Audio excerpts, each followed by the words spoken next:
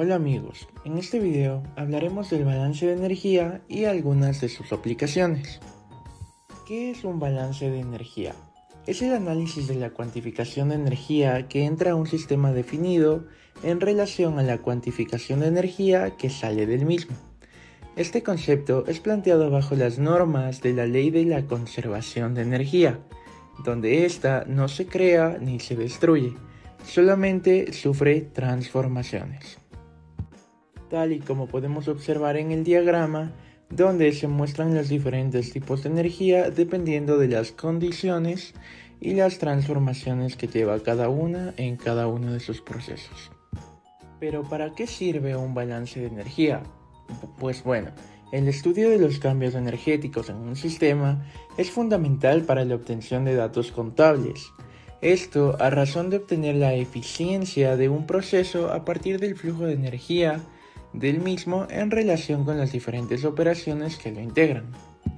Los balances de energía a menudo suelen ser utilizados como herramientas para determinar eficiencia, alcance, déficit y rentabilidad de un balance de energía en un evaporador.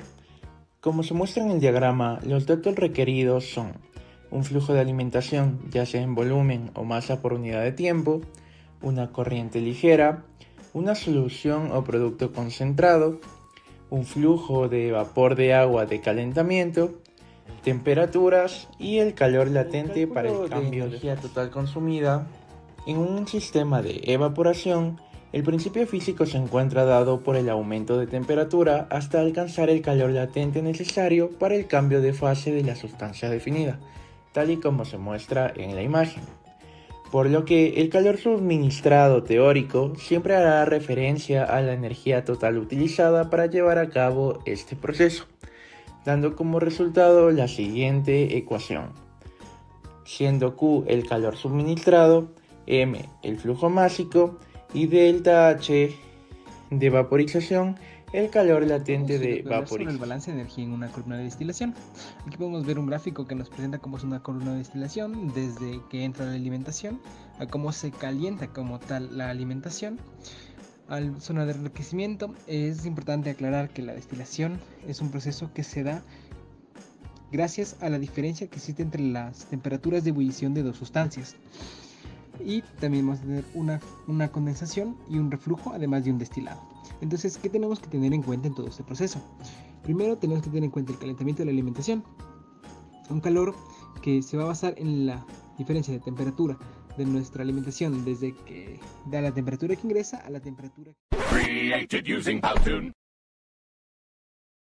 diferencia de temperatura de nuestra alimentación desde que da la temperatura que ingresa a la temperatura que queremos llegar de ebullición, y por otro lado el calor que se basa en la evaporación o ebullición como tal de nuestro producto. Por otro lado, también tener en cuenta la condensación del vapor, ya que existe una condensación, además de un reflujo, y que esto se va a tomar en cuenta tanto en la entalpía de condensación como en la entalpía de evaporación. Y por último, el sistema de reflujo, que como les decía, va a tener un cambio de temperatura distinto a la zona de enriquecimiento. Este sistema se corresponde a tres métodos que se relacionan con la exergía. La exergía es una propiedad termodinámica que se relaciona con la energía, tanto como la entropía, y que nos describe qué tanto trabajo está contenido o existe como potencial dentro de un sistema. En este caso tenemos la exergía de corriente como exergía de flujo, que como ya ven relaciona las diferencias de entalpía con respecto a las de entropía, la exergía del flujo de calor basada en cambio de temperatura, y por último la exergía de las corrientes como suma de la exergía de flujo y la exergía química. Y aparte tenemos esta parte de aquí, esta otra fórmula que es un ejemplo que toma variaciones de flujos en una destilación alcohólica con vino, etanol, agua, flemas y flemasas. Es un sistema no estacionario, por lo cual hay intercambio y vamos a tener que B, BC, FZ y F corresponden para los flujos básicos de cada una de estas especies. Pero también existen muchos papers que simplifican en gran manera toda la cantidad de estos cálculos, que corresponden según la concentración de ambos componentes, como ya lo sea etanol agua, lo cual simplifica mucho Después tenemos el balance de energía en un fermentador. Aquí tenemos que tener en cuenta un calentamiento inicial que corresponde a la temperatura que crece idealmente nuestro organismo, el mantenimiento de la temperatura, la generación de calor, porque reacciones biológicas pueden ser exergónicas o energónicas que están asociadas a microorganismo, y el enfriamiento del fermentador, que corresponde cuando existen las reacciones que generan calor, debemos enfriarla para mantener la temperatura.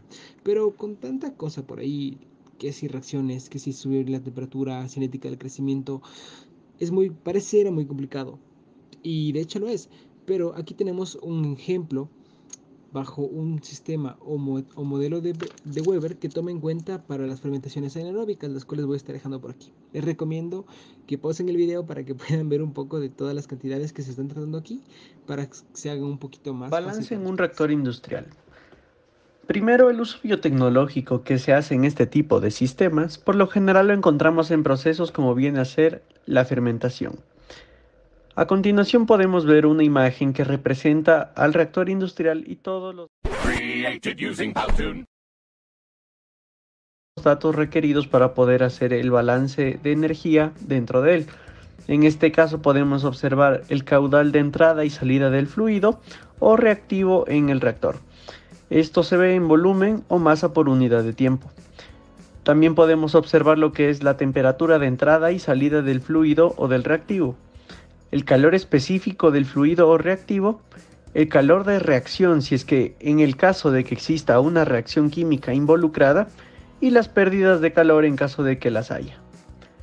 Luego de esto podemos observar lo que viene a ser una pequeña ecuación para el calcular el cambio de energía interna del fluido o reactivo utilizando la siguiente fórmula, que sería delta U es igual a M por H2 menos H1, donde delta U es el cambio de energía interna, M es la masa o el caudal de fluido reactivo, y H2 menos H1 es la diferencia de entalpía entre la entrada y la salida del reactor. ¿Qué debemos tener en cuenta? Debemos de considerar las pérdidas de calor que pueden ocurrir en el sistema, y en el caso de conocer las pérdidas de calor, debemos de restarlas del cambio de energía interna calculado anteriormente para obtener la energía total consumida. Para este caso no tiene un uso específico dentro de la biotecnología, ya que como un motor solo sirve como un medio energético para distintos sistemas que sí pueden ser aplicados a la misma. En este caso podrían ser la agitación y mezclado, bombas y compresores, procesos de centrifugación, extracción y trituración o equipos de medición y análisis. ¿Qué datos requerimos para lograr calcular la energía total consumida y se ven implicados en este sistema? En este caso se ven tres principales. El primero es la potencia nominal del motor, que se la ve en kilovatios o caballos de fuerza. El segundo es la eficiencia del motor, que está generalmente proporcionada por el fabricante de dicho motor.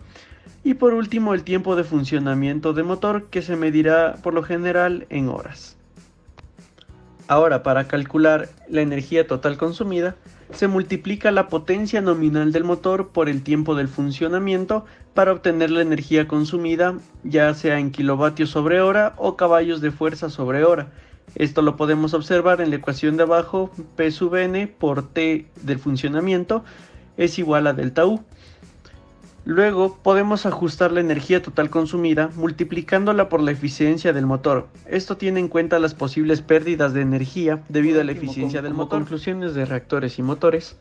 Podemos decir que tanto un reactor industrial como un motor industrial se pueden considerar sistemas abiertos en términos de balance de energía. En un sistema abierto hay un flujo continuo de masa y energía que entra y sale del sistema. En el caso del reactor industrial, por ejemplo,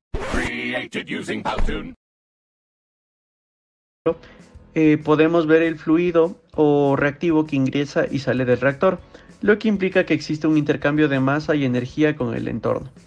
Por lo que para realizar un balance de energía dentro del reactor industrial, debemos considerar los flujos de entrada y salida de masa y energía, así como los cambios de energía interna dentro del reactor. En el caso del motor industrial, se considera también un sistema abierto, ya que requiere la entrada continua de combustible y aire para generar energía mecánica. En este caso, se debe tener en cuenta el flujo de combustible y el aire hacia el motor, así como las pérdidas de energía asociadas a la eficiencia del motor. También es importante destacar que los sistemas abiertos implican interacciones con el entorno, lo que puede introducir un cierto grado de complejidad en los cálculos del balance de energía. Es fundamental considerar tanto las entradas como las salidas de masa y energía, así como las posibles pérdidas o las ganancias del calor en el sistema. Esto nos permitirá obtener una estimación más precisa de la energía total consumida por el equipo industrial.